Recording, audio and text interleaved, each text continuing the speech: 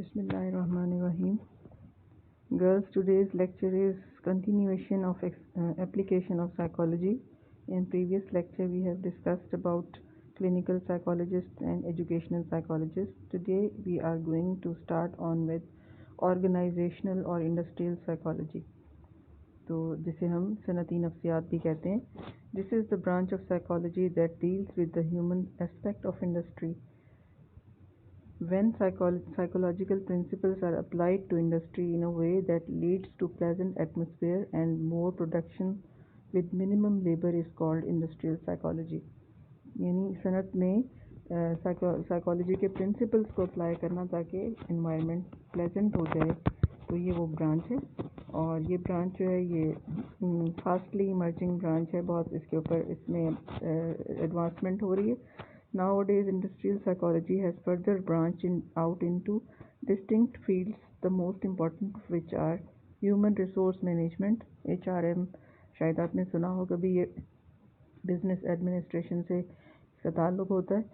और industrial psychology जो है ये इसका पुराना नाम है, अब इसको ऑर्गेनाइजेशनल साइकोलॉजी भी कहा जाता है. ह्यूमन रिसोर्स मैनेजमेंट इसका एक फील्ड है.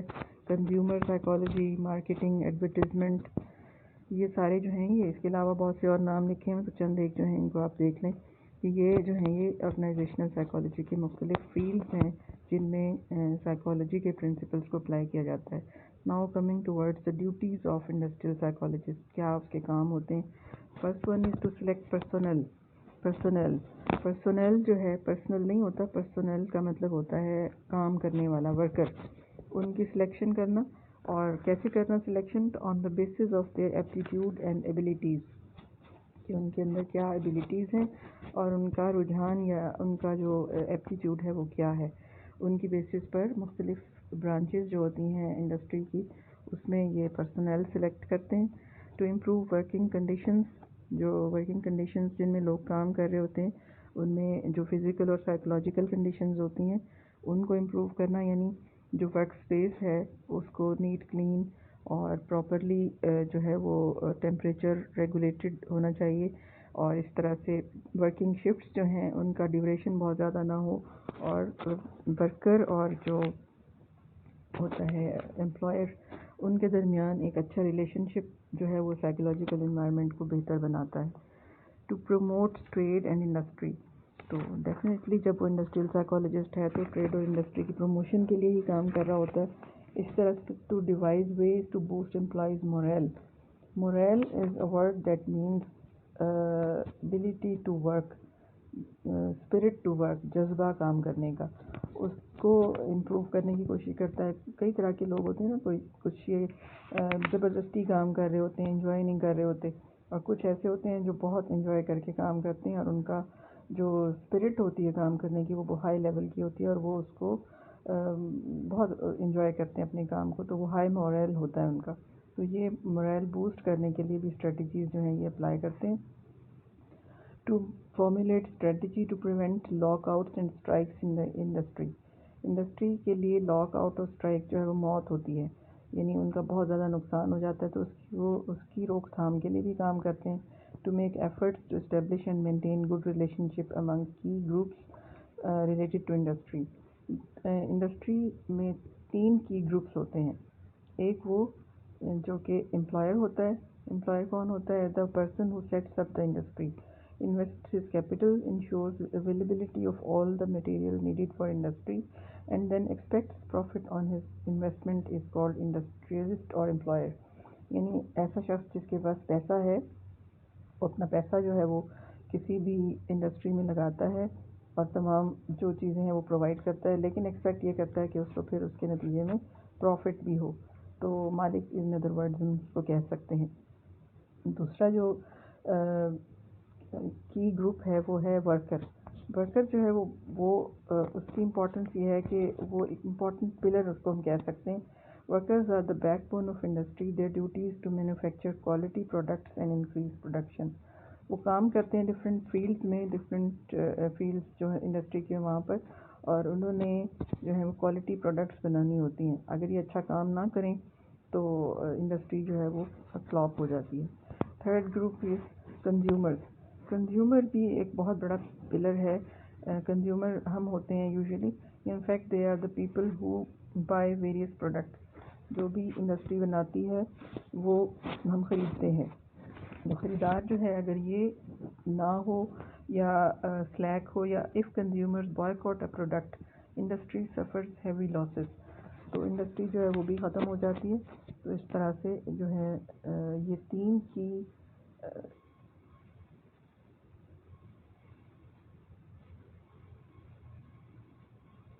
گروپس ہیں جو کہ انڈسٹریل سائیکالوجی میں کام کرتے ہیں. انڈسٹریل سائیکالوجی ان کے گرد ریوالو کرتی ہے.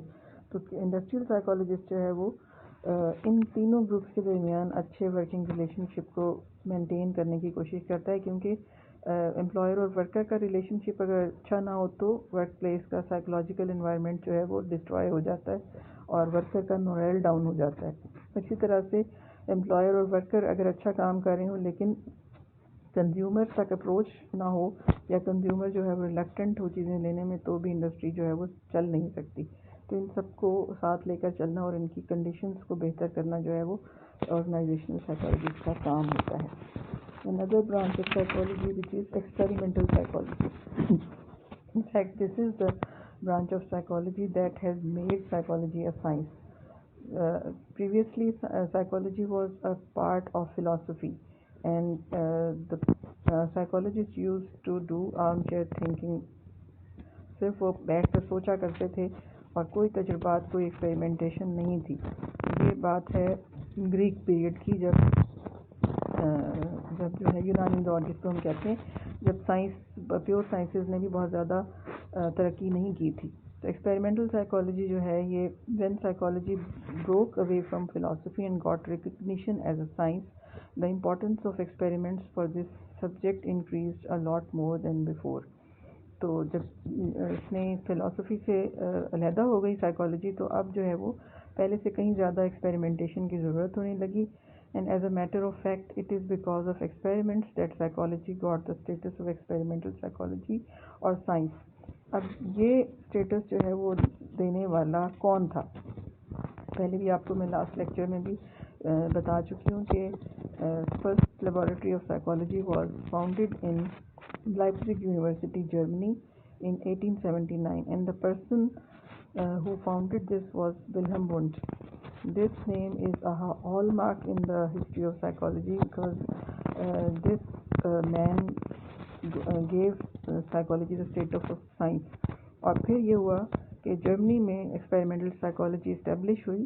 یہاں سے پوری دنیا میں جو ہے وہ اس چیز کی خبر گئی اور اٹریکٹ ہوئے پوری دنیا سے لوگ, اور انہوں نے لائپزگ یونیورسٹی میں جا کر پی ایچ ڈی کرنا شروع کی, اور یہاں سے جو ہے وہ امریکہ کی طرف جو ہے وہ سائیکالوجی ایکسپیریمنٹل سائیکالوجی نے موو کیا. اور وہاں سے, اور جو لائپزگ یونیورسٹی تھی وہاں پر جو ہے وہ ولہم وونٹ نے ہیومن اور اینیمل سبجیکٹس کے اوپر ایکسپیریمنٹس کیے. تو اس طرح سے یہ جو ہے یہ ایک آغاز تھا نفسیات کو سائنس کی طرف لے جانے کے لیے. Today there is no developed country that does not have sophisticated labs. In these labs, the individual's mental processes and behavior are studied with utmost objectivity. تو آج پاکستان سمیت دنیا بھر میں بہت ہائیلی اکوپڈ اور سوفسٹیکیٹڈ لیبز ہیں, اور یونیورسٹیز میں بھی ہیں جہاں پر بہت اچھے اپریٹس کے ذریعے ہیومن اور اینیمل سبجیکٹس جو ہیں ان پر ایکسپیریمنٹس ہوتے ہیں. ان کے مینٹل پروسیسز تو ہیومن بینگس کے ہی بہرحال پتہ لگ سکتے ہیں, اینیمل جو ہیں وہ تو بیان نہیں کر سکتے, لیکن یہ کہ ان کے بیہیویئر سے ہم کچھ نہ کچھ حد تک ان کی مینٹل پروسیسز تک پہنچ سکتے ہیں. اور آبجیکٹیوٹی جیسے سائنس کی کیریکٹرسٹک ہے وہ مینٹین کی جاتی ہے. Apart from human beings, animals are also the subjects of experiments, the mouse, cat, dog, monkey, pigeon, etc. جو بھی پیٹس ہوتے ہیں جو ہیومن بینگس کے ساتھ فیملیئر ہوتے ہیں ان کو ان ایکسپیریمنٹس میں ہم یوز کر سکتے ہیں. تو ایکسپیریمنٹل سائیکالوجی جو ہے وہ ہے ویسے بڑی پرانی برانچ, 1879 دیکھیں کہ 2 سینچریز پہلے کی بات ہے, لیکن یہ کہ یہ کیونکہ بیسس جس نے دی تھی سائنس کی سائیکالوجی کو, اس لیے اس کو ہم ضرور ڈسکس کرتے ہیں. The other branch is environmental psychology. Environmental psychology جو ہے یہ it is the environmental psychology, the individual is studied with reference to his environment. This branch of psychology looks into how the individual's behavior and mental processes are influenced by his general environment. दो चीज़ें होती हैं हमारी इंसान के हवाले से, उसकी लाइफ के हवाले से. एक उसका जेनेटिक मेकअप, जीन्स में उसको क्या मिला है, और दूसरा उसका एनवायरनमेंट. अब मुख्तलिफ इसके बारे में व्यूज़ हैं. कुछ साइकोलॉजिस्ट जो समझते हैं कि हमारा जो जेनेटिक मेकअप है वो बहुत इम्पॉर्टेंट है. We become those which are genetic makeup gives us, जो हमें हमारा जेनेटिक मेकअप देता है हम वही बन जाते हैं, और एनवायरनमेंट का इसके ऊपर कोई ख़ास असर नहीं होता. दूसरा ग्रुप जो है दे attach more importance to environment then inheritance. तो लेकिन the fact is both environment and inheritance play equal role in the development of individual. Equal नहीं तो 60-40 का डिफरेंस हो सकता है, लेकिन एनवायरनमेंट जो है उसकी इम्पोर्टेंस बहुत ज़्यादा है. इसलिए कि ह्यूमन बीइंग जब उसकी बर्थ होती है तो उस वक्त उसका जो ब्रेन है वो बहुत अंडर डेवलप्ड होता है. वो सिर्फ 20-30% डेवलप हुआ होता है. बाकी सारा ब्रेन जो है उसका और उसकी पर्सनैलिटी वो उसके एनवायरनमेंट के साथ इन्फ्लुएंस होती है. इस तरह से हम ये कह सकते हैं कि personalities and interplay between jeans and environment. तो एनवायरमेंटल साइकोलॉजी जो है वो जीन्स और एनवायरनमेंट का जो रिलेशनशिप है उसको स्टडी करती है. Third branch, next one, third तो नहीं, फिफ्थ होगी, दिस इज़ करेक्शनल साइकोलॉजिस्ट.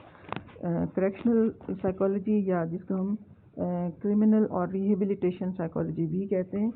तो ये ब्रांच क्या है? The branch of psychology that conducts the psychological study of the personality and behaviour of law breakers and anti social elements.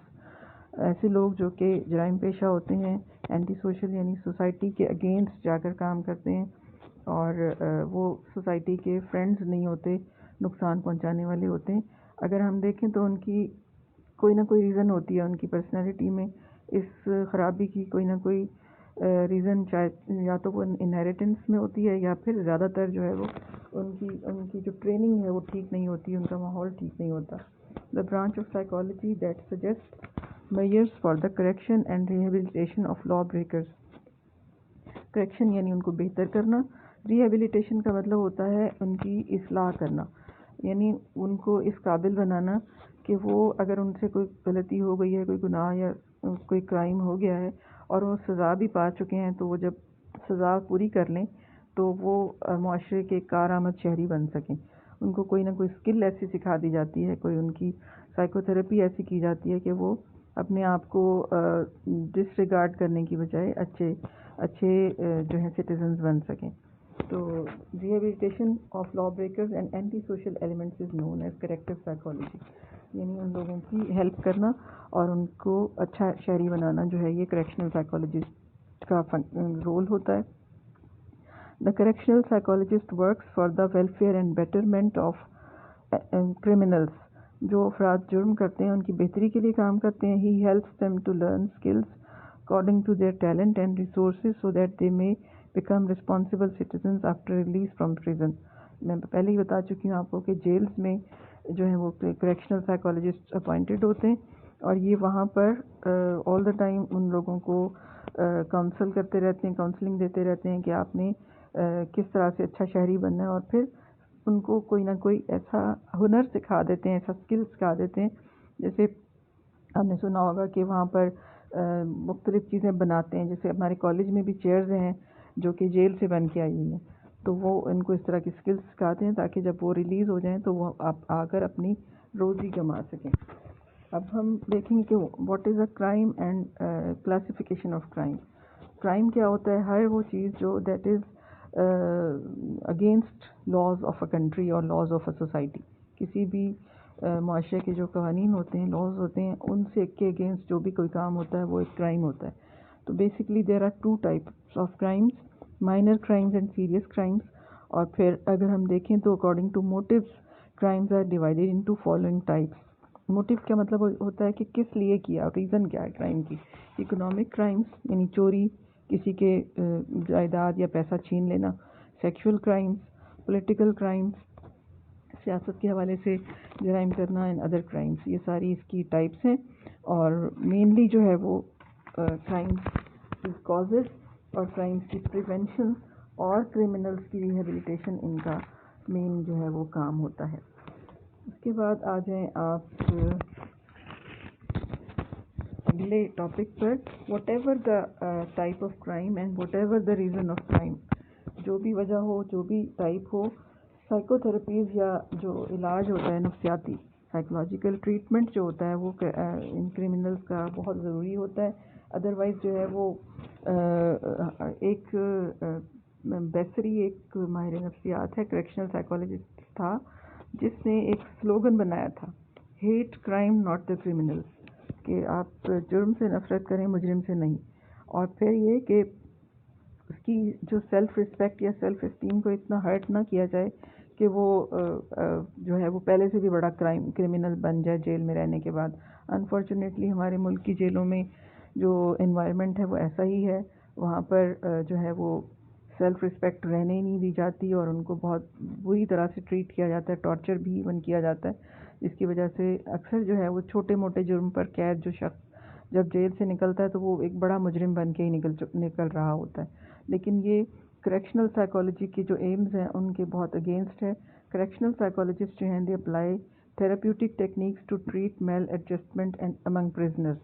جو jail میں رہنے والے لوگ ہوتے ہیں ظاہر ہے وہ ایک ایسے ماحول میں رہ رہے ہوتے ہیں جہاں ایڈجسٹ کرنا بڑا مشکل ہوتا ہے، تو وہ ان کے لیے ایسی ٹیکنیکس اپلائی کرتے ہیں، ان کو ایسے طریقے سکھاتے ہیں جس میں ان میں پیشنس یا برداشت بھی آتی ہے اور وہ اپنے جیل والے ماحول میں ایڈجسٹ کرنا بھی سیکھتے ہیں اور بعد میں بھی. اور اگر کسی کو کوئی ایموشنل یا سائیکولوجیکل پرابلمز ہیں تو سائیکو تھراپیز کے ذریعے ان کا علاج کیا جاتا ہے تاکہ وہ جو ہے وہاں ایڈجسٹ کر سکیں اور باہر نکلیں تو وہ اچھے سٹیزن ثابت ہو سکیں. Next branch of psychology is guidance and counselling. When the individual comes into this world, he learns to adapt to society with maturity and exposure to environment. ہم اس دنیا میں رہتے ہیں، ہمارا انوائرمنٹ جو ہے وہ چینج ہوتا رہتا ہے، لائف میں بہت ساری چینجز آتی ہیں. آپ اسکول میں تھے، اسکول سے کالج میں آئے، کالج سے آپ نے ایف اے کیا، ایف اے کے بعد اب اے ٹی پی میں آئے تو آپ کا سسٹم آف ایجوکیشن ایک دم ڈفرینٹ ہو گیا ہے.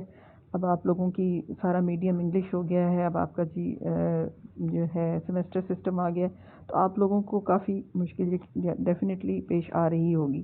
آپ لوگ جو ہیں وہ ایڈجسٹ نہیں کر پا رہے. اور جب ہم سب نے مس سمیرا، میں اور مس شاہینہ، ہم نے آپ کو فارمز دیے تھے سبجیکٹ سلیکشن کے لیے، تو بچے بہت کنفیوزڈ تھے کہ یہ اس میں ہمیں کیا پڑھایا جائے گا، اردو میں کیوں نہیں ہے اور انگلش میں کیوں ہے. تو یہ ایک ایسی سٹیج تھی، اس سے پہلے آپ ایڈجسٹ کرتے رہے، آپ نے ایف اے میں بھی اپنی مرضی سے سبجیکٹ لے لیے، پڑھ لیا، ایف ایس سی میں بھی آپ نے مینیج کر لیا. However it is not always easy to be successful in different fields of life. It may be due to many factors. آپ ضروری نہیں کہ ہر زندگی کے فیز میں ایڈجسٹ کر جائیں.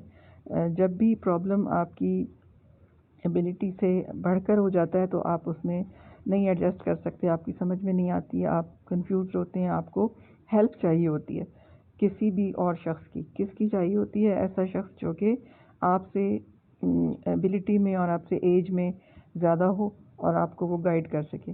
تو the branch of psychology that helps ordinary people to tackle their everyday problems is called counseling psychology. تو عام انسان جو کہ اپنی زندگی کے ایوری ڈے کے پرابلمس کو جب سالو نہیں کر سکتے تو یہ نفسیات کی جو برانچ ہے یہ عمل میں آتی ہے. Every normal person at different stages of life encounter social, emotional, educational and other adjustment problems. جیسے مثال آپ کو میں نے آپ لوگوں کی ہی دی ہے کہ at present you are facing problem related to your education, اور اس میں آپ کو ایڈجسٹ ہونے میں بھی مشکل پیش آ رہی ہے. اور ایک اور پرابلم یہ ہو گیا کہ جیسے ہی آپ کا سیشن سٹارٹ ہوا ہے آپ کی آن لائن کلاسز شروع ہو گئی ہیں. اب آن لائن کلاسز میں مجھے نہیں پتا کہ کتنے لوگ جو ہیں ان کو فائدہ ہو رہا ہے. بہرحال کوشش کریں کہ اس کو ایڈجسٹ کرنے کی اور سمجھنے کی، کیونکہ یہی اب آپ لوگوں نے کرنا ہے، یہی آپ لوگوں کا سلیبس ہے اور اسی کو ہی آپ نے آگے لے کر چلنا ہے. تو بہرحال ہم ہیں ٹیچر سارے آپ کی ہیلپ کے لیے موجود ہیں، آپ گائیڈنس ہم سے لے سکتے ہیں.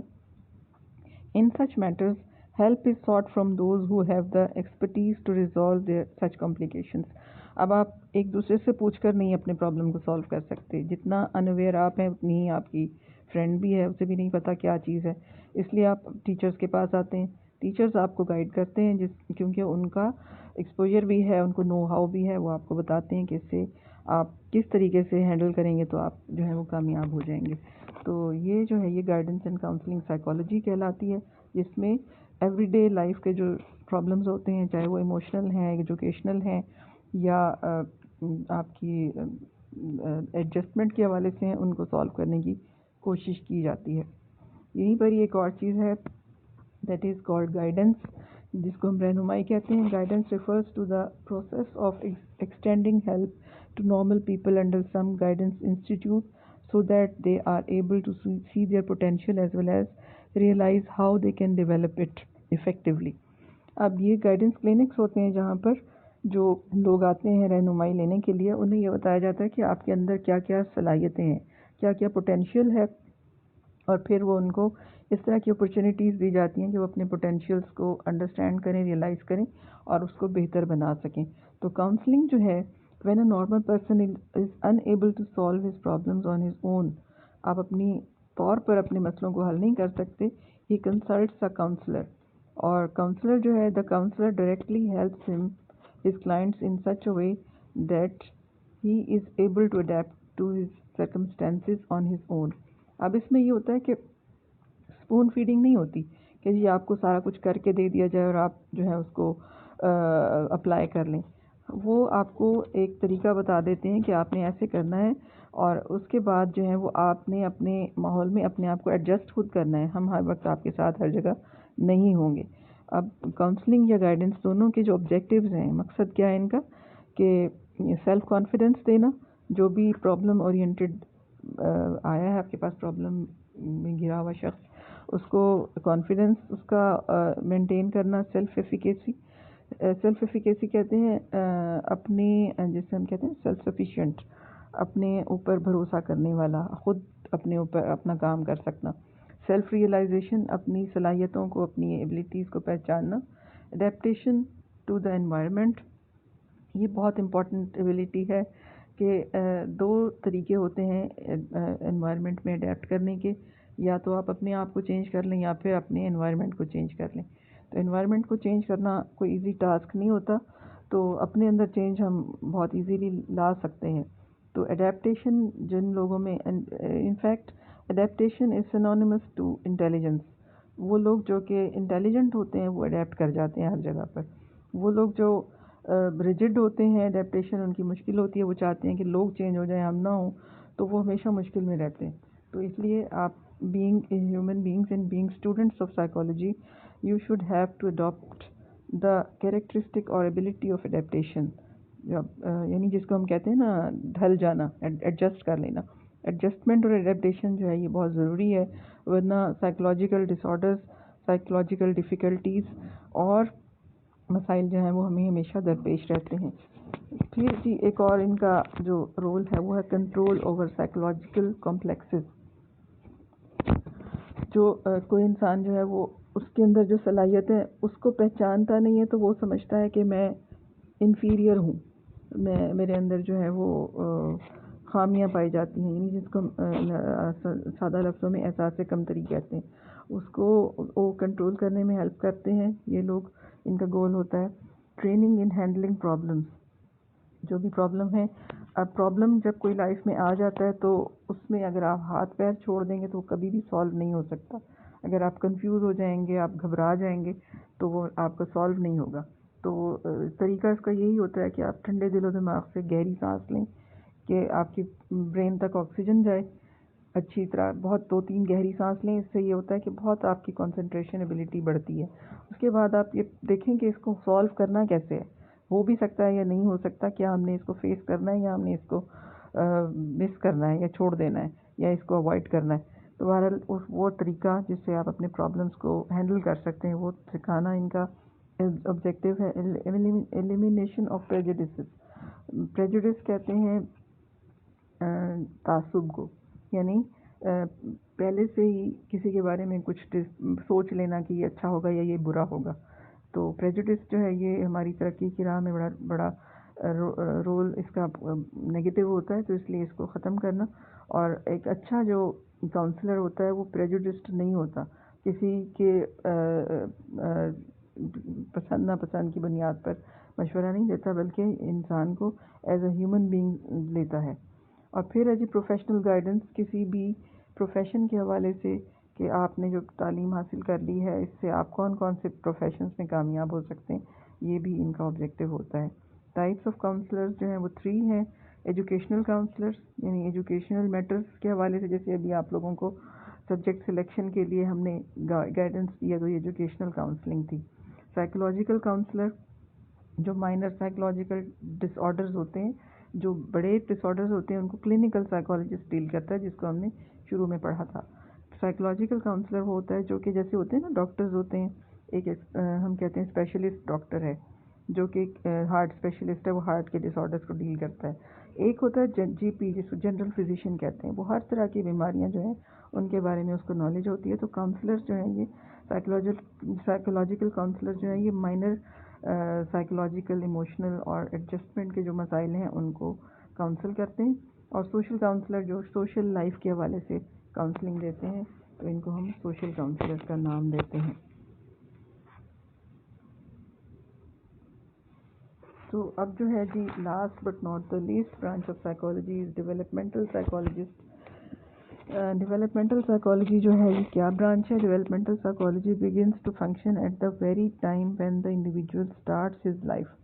This process ends when he having passed through all phases of life.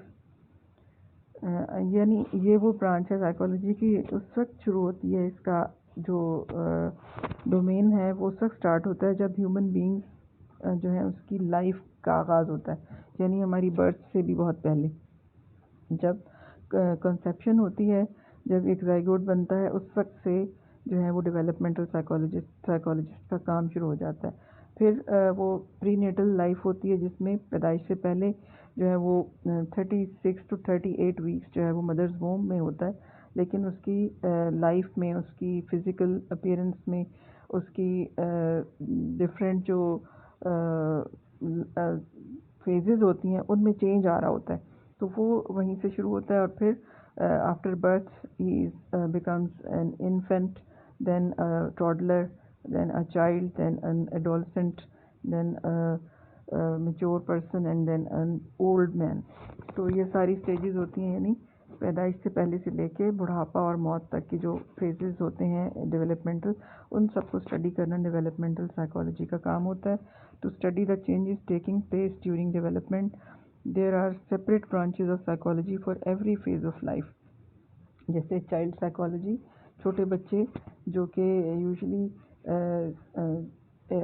Adolescence سے پہلے، نوجوانی سے پہلے تک کا جو زمانہ ہوتا ہے، about at the age of 11 to 12 years, پیدائش کے بعد سے لے کے 12 سال تک کا انڈیویجول جو ہے چائلڈ ہوتا ہے، 10 سے 12 سال.